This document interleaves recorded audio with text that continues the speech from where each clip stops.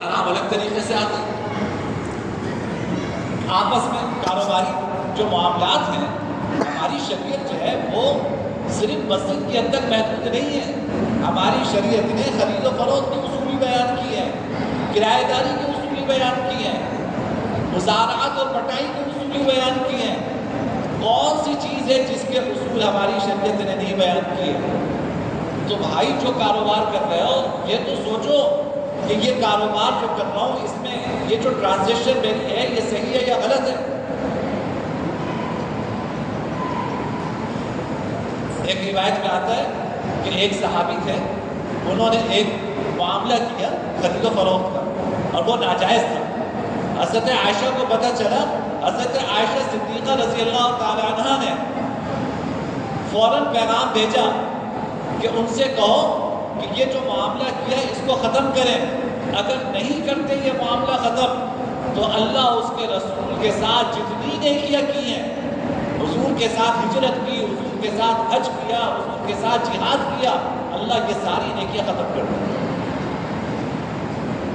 ایک معاملہ غلط کر دیا تھا، حضرت عائشہ نے یہ پیغام بھجوایا، ہمیں تو یہ فکر ہی نہیں ہے، پراپرٹی کے کام کر رہے ہیں، کیا کام صحیح ہے کیا غلط ہے کرے جا رہے ہیں، سودے پہ سودے ہو رہے ہیں، چیز ہے نہیں، فائلیں بک رہی ہیں۔ اب تو پتہ نہیں، اب یہ آن لائن ایک نئی مصیبت آ گئی، آن لائن کام کرو بھائی، آن لائن کام کرنے کی بھی تو کچھ اصول ہونے چاہیے۔ یہ تھوڑی ہے کہ آن لائن کے ذریعے جو پیسہ کمایا جائے گا اور آئی ٹی کے ذریعے جو پیسہ کمایا جائے گا وہ حلالی ہوگا۔ اس کے بارے میں بھی غور کرو کہ جو کام کر رہا ہے وہ صحیح ہے یا نہیں ہے، اس کی آمدنی حلال ہے یا حرام ہے، اس کی فکر کرنا یہ ضروری ہے۔ نہ جانے کتنی چیزیں ہیں بھائی، ہمارے استاد حضرت مفتی رفیع عثمانی صاحب رحمۃ اللہ علیہ فرمایا کرتے تھے کہ دکان کے آگے فٹ پاتھ ہے، آپ دیکھیے توجہ نہیں جاتی ہماری اس طرف، کہتے دیکھو تمہاری دکان کے سامنے فٹ پاتھ ہے، یہ فٹ پاتھ کس کا ہے؟ حکومت کا ہے، عام آدمی کے گزرنے کے لیے بنایا گیا ہے۔ آپ دکان کھولتے ہیں، سب سے پہلا کام جس سے آپ آغاز کرتے ہیں وہ اس فٹ پاتھ کے اوپر اپنا سامان سجاتے ہیں۔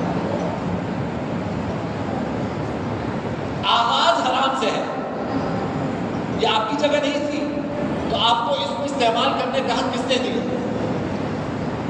آپ اس پہ قبضہ کر کے بیٹھے ہیں، گورنمنٹ والے آتے ہیں ادارے، وہ آپ سے پیسے لیتے ہیں تو ان کو کیا اجازت ہے پیسے لے کے یہ فٹ پاتھ کسی کو دینے کی؟ اس کی فکر ہی نہیں۔ فٹ پاتھ پہ قبضہ کیا ہوا ہے، آدھا روڈ قبضہ کر لیا ہے، اس کے اوپر ٹھیلے لگائے ہوئے ہیں، لوگوں کا راستہ روکا ہوا ہے، پیدل چلنے والا گاڑیوں کی جگہ چل رہا ہے، گاڑیاں وہاں ان کا ٹریفک جام ہو رہا ہے، وہ گاڑیاں نہیں گزر پا رہی، آپ ماشاءاللہ حلال کاروبار کر رہے ہیں۔ اس کو کوئی سوچتا نہیں کہ یہ حلال ہے یا حرام۔ میرے بھائی دیکھو رمضان کا مہینہ ہے، اللہ دلوں کو نرم فرماتے ہیں، اس میں جہاں عبادتوں کی طرف ہم متوجہ ہیں وہاں ایک رات کوئی آدھا ایک گھنٹہ نکالا، یہ 5 منٹ کا کام نہیں ہے، آدھا ایک گھنٹہ رات کو نکالیں اور پھر سوچیں کہ بھائی میں صبح سے لے کے شام تک جو کچھ کر رہا ہوں، میری ملازمت جو ہے، میرا کاروبار، اس میں کہیں کوئی حرام آمدنی تو نہیں آ رہی۔ یہ حرام آمدنی دعا کی قبولیت میں رکاوٹ بن جاتی ہے، یہ اپنے ساتھ اپنی نحوستیں لے کر آتی ہے۔ ایک حدیث سنا کہ میں بات ختم کروں، بہت وقت ہو گیا۔ ایک قصبے میں ایک غلام تھے حضور، وہ حضور کی اونٹ سے کجاوا اتار رہے تھے، اتنے میں کہیں سے گمنام تیر آیا اور وہ انہیں لگا، شہید ہو گئے۔ کسی نے حضور کو ہدیے میں یہ غلام دیے تھے، تو لوگوں نے کہا کہ ہری اللہ شہادت، یا رسول اللہ ان کو شہادت مبارک ہو، آپ خاموش رہے۔ پھر کسی نے کہا ہری اللہ شہادت، یا رسول اللہ شہادت مبارک ہو، خاموش رہے۔ تیسری مرتبہ کہ آپ نے فرمایا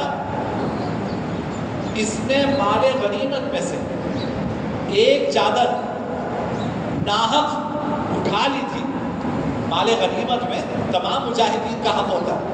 اس نے مال غنیمت میں سے ایک چادر اٹھا لی تھی ناحق. میں وہ چادر آگ کا شعلہ بن کر اس میں بھڑکتا ہوا دیکھ رہا ہوں.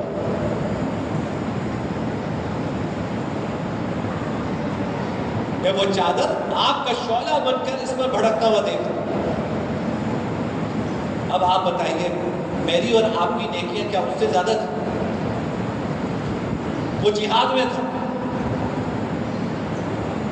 حضور کیا کی خدمت کر رہا تھا، اس حال میں تیر لگا. لیکن کسی کا مال اگر ناحق لیا تو شہید ہو جائے انسان تو بھی اس مال کا حساب دینا پڑے گا، اور اس مال کی سزا بھگتنی پڑے گی. اللہ کے ہاں ناانصافی نہیں ہوگی. تو اس لیے بھائی اپنے احوال پر، اپنی زندگیوں پر ہم سب غور کریں. مجھے بھی اصلاح کی ضرورت ہے، اللہ مجھے بھی توفیق عطا فرمائے. آپ بھی غور کیجئے کہیں، اور یہ غور کیجئے کہیں ہم اپنے بچوں کی پرورش حرام سے تو نہیں کر رہے. اس کی فکر کریں. انشاءاللہ اگر اس کی فکر کر لی اور یہ حرام کے جو چور راستے ہیں ان کو بند کر دیا، توبہ کر لی، جس کا حق ہے اس کو وہ حق پہنچا دیا، تو پھر انشاءاللہ ہماری عبادتیں بھی قبول ہوں گی، ہماری دعائیں بھی قبول ہوں گی، اللہ ہمارے حالات بھی تبدیل فرمائیں گے. لیکن جب تک یہ نہیں کریں گے اس وقت تک جو ہے یہ صرف اس کو جنونی کہا جا سکتا ہے. یہ جو ہماری آرزویں ہیں، ہماری تمنائیں ہیں کہ ہمارے حالات تبدیل ہوں، ملک کے حالات تبدیل ہوں، یہ چیزیں تبدیل ہونے والی نہیں. اللہ تعالیٰ مجھے اور آپ کو سمجھنے کی توفیق نصیب فرمائے. آخر دعوانا